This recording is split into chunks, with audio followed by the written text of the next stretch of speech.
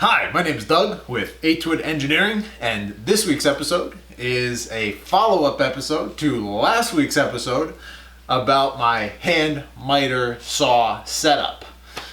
So there's two reasons I wanted to make this video. The first is to go into more of why you would use a hand miter saw in the first place. Why, when, how, in what circumstances. And the second reason is to go over an improvement I made to the system based on watching last week's video and seeing a weakness that I will reveal and the fix I made for it. So the first part, why use a miter saw? A friend from college named Eric, commented on my video, just buy a Chopsaw, dude. And this really made my blood boil. I was like, what do you mean just buy a Chopsaw? Yeah, I like hand saw. I like hand tools, and this is a very common reaction when someone sees this sees this contraption in my garage. In fact, my dad came up last weekend to work on a balcony. We were doing the planking and fence for my balcony outside my master bedroom here, as you can see. Turned out great, and we were using a powered chop saw, but there was just one piece that was a little bit too long, and he was upstairs, and I didn't want to mess with his tool, so I just hooked it up to my my system here and just chopped off a few inches, and he came down while I was doing this and just shook his head like, what are you doing? But so I agree, we'll get into it more, but I agree that there are situations where a powered chop saw is a better option. Let's just get into the reasons why you would use a hand miter saw. So there's 10 reasons. I didn't intend for there to be 10 reasons. It just kind of worked out that way. The last reason is the reason you all suspect, so I'll just leave that for last. So first reason is less noise. Especially if you have babies, kids, which I've had both, and you want to work late at night. If you have neighbors nearby and you just want to work with the garage open and it's like 11 p.m., you don't want to be blaring out your saw at all hours. And just if you live in an apartment, obviously you couldn't use a chop saw in an apartment, an electric chop saw. So you could be in New York City with paper thin walls, and this would be an okay option. So reason number 2, safer. This thing is obviously a lot safer than an electric chop saw. It's safer not only for you, but it's safer depending on what you're working on. It's also safer for the saw. So we'll get into a few projects you might do on this, and that would be dangerous perhaps for the power saw. And it's safer for the piece you're working on, again, depending on what you're doing. If you have a very expensive piece of hardwood that you're working with, it can be your power saw can damage what you're working on. Also, we're still on point number 2 here. It's safer for your hearing and your breathing as well. This thing is not kicking dust everywhere the same way a power saw would. And there's ways to, there's vacuums and air ventilation systems, but that's kind of that is kind of point number 3. It's the dust spraying around, not only your health, but just the cleanliness of your workshop. So it takes a lot of work to have a power saw set up indoors that's not kicking dust everywhere, and potentially clogging up other pieces of machinery that you have, just having a layer that's hard to clean up. The dust also contributes to burn marks on your wood. It's all related, right? So if you're using an electric chop saw, damaged dust. We're still okay. We're still on point. That was point 3. I'm trying to recall these. So point 4 is it's cheaper. This thing is cheaper. I think it's like $180, something like that. Check the link in the description. When I bought it, it was like 180. This is like 10 years ago. Very nice electric chop saw. Obviously going to cost you a lot of money. So do with that as you will. Then point number 5 is this thing lasts longer. I bought this 10 years ago. It's still going strong. No repairs. I had to buy a new wanted to buy a new blade, but that's going to happen regardless. This thing will last, I am sure, 100 years, 200 years, who knows how long, with minimal upkeep. Whereas an electric chop saw, obviously, shorter life there, unless you're really maintaining it a lot more.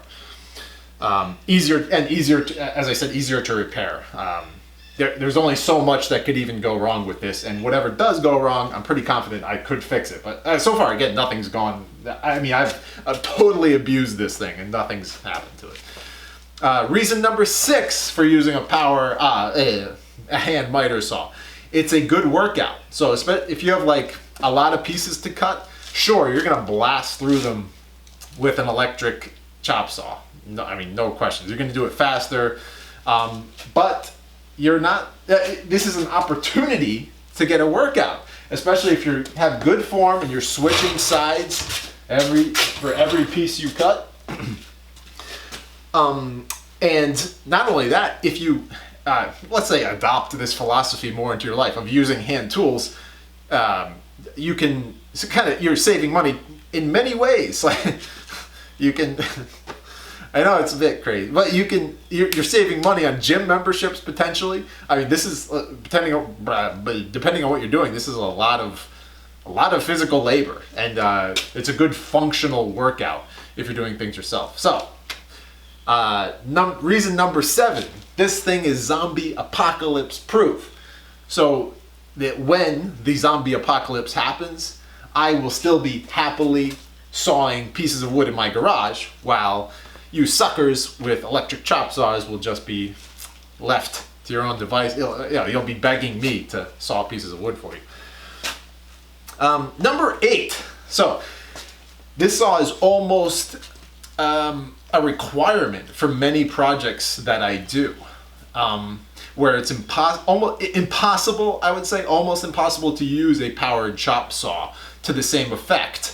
Or you would have to use a extremely high-end chop saw that I don't even know, I don't even know about them at all. I mean, they would be very expensive. Maybe it's possible, but some examples that of projects. So I'll show them right here. Bike rack that I made out of PVC piping with Lincoln log joints. Very precise joints had to be made. Grooves had to be made in these things for the joints, both the angle and the depth, and the the consistent depth. So very hard to do on an electric chop saw, and it's PVC. You don't want that burning and flying everywhere. This thing can handle PVC, wood, metal, whatever. There's a glasses holder sculpture. A lot of small sculptures I like to do on this thing for the roughing out part of it. Excuse me. So yeah, that. There's a little milkman carving. This is my first commission, actually. Same thing, just roughing it out before you get into the detailed carving. I have a mother-daughter carving I did for my wife one year. There's a wood chain that I made for a present for my sister one year. There's another picture of how I again roughed it out by cutting out the grooves there. There's a picture frame I made for my wife. Again, I think this is actually meant for framing originally. So yeah, this is cutting the diagonals so you put the piece of wood together. Boomerang. This is an example of I didn't really need it, but it was helpful for some aspects of it. And wood anchor that I made. So just going through all these kind of small scale wood carving projects where a power saw would be, again, dangerous for you, for the piece, and for the saw. Like if something, because it's not like I have a lot of material to hold on to when I'm cutting. So kind of have to have it all clamped in place. It's very feel based, like if something jams, you don't want to jam with the electric saw. You'd rather jam, adjust things slightly, and continue on. Yeah, so that's a lot of examples of projects. Point number 8 so far. Projects that require almost the hand miter saw system. Now there's other small scale projects like coasters that I made where I would prefer an electric chop saw. In fact, I did use an electric chop saw here. Why? Because you're pumping out a lot of coasters. It takes a long time to saw through. It's a pain. A chop saw is actually more consistent in this one case for a flat, regular surface. And yeah, if you're making like 100 coasters, no question at all, I'm using an electric chop saw. What else? Yeah, so point number 9. This is kind of like more philosophical, so like just consider this as a possibility. This is not something I believe necessarily, but you can think of a powered chop saw as kind of distilling human, animal, even nature's labor down into a device where you think you're getting more efficiency out of it, but you are actually kind of stealing energy from just the world, the universe, and kind of trapping it in here, both in the saw's original manufacturing and in the electricity that it uses. I know this is kind of like a crazy idea, and again, it's something I consider. It's not something I really necessarily believe in. It's kind of related to being green, but I think it's a little bit deeper than that. It's just something fun to think about. Like, is an electric chop saw like kind of trapped? It kind of like consolidated energy it's not really more efficient. It just gives the illusion of more efficiency because you're distilling energy or whatever from the environment. I don't know. It's hard to explain, but I mean, this chop saw, this manual saw itself is kind of guilty of that in some way, as far as its manufacturing. But at least it doesn't require ongoing energy. So again, kind of like a hippie idea. Don't put too much stock into it. So, reason number 10. Finally, the reason you all know I use a hand saw is just because I'm a hipster. Yeah, I'm trying to be cooler than everybody else. So I mean, that's obvious. So anyway, those are the 10 reasons. It's kind of like ranty, but yeah, I just like this system. I like describing that there is some logic behind using it. So on to the improvement I made from watching last week's video. So I noticed I was stupid and I clamped my piece in too much, and the saw jammed, and I never would have done that if I was just sawing for something. I was just trying to get fancy for the video, and the saw jammed. So, but what I did notice was that the saw itself was rocking on these little metal legs that it has, ever so slightly. So everything's really clamped, as I went into last video, clamped down super tight, but these metal bands are slightly flexible enough that I was losing energy to that slight rocking motion. So what I did was, using my miter saw, I cut off a few pieces of this ipe, this very hard South South American ironwood, as you see in this video here. And just whatever, you find some wood in your garage that almost makes it up to the bottom of the saw base. Then I used these wedges that are for axe heads. For some reason, I just have a bunch of them. I got them for free somehow. So I split these down the middle and So 2 per side. You saw how I hammer them in there. And yeah, this makes it so there's absolutely no wobble to this whole system. I mean, this thing is just so rock solid now. So to redeem myself, I will do one cut. You can see how it's not jamming, hopefully. So this is about how I set it up. I usually just use one clamp. In fact, most of the time I even use my hand just to keep it stabilized. So let's see how it goes.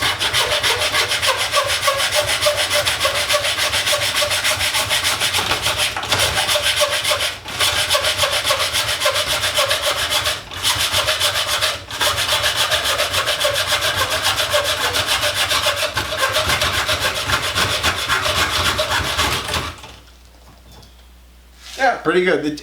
It was getting caught on this little knot here a little bit, but what are you gonna do? So yeah, that's it. You know, kind of a random follow-up video. I hope you enjoyed it. I still highly recommend this Nobex saw. So please like, share, comment, subscribe, and I'll see you next time.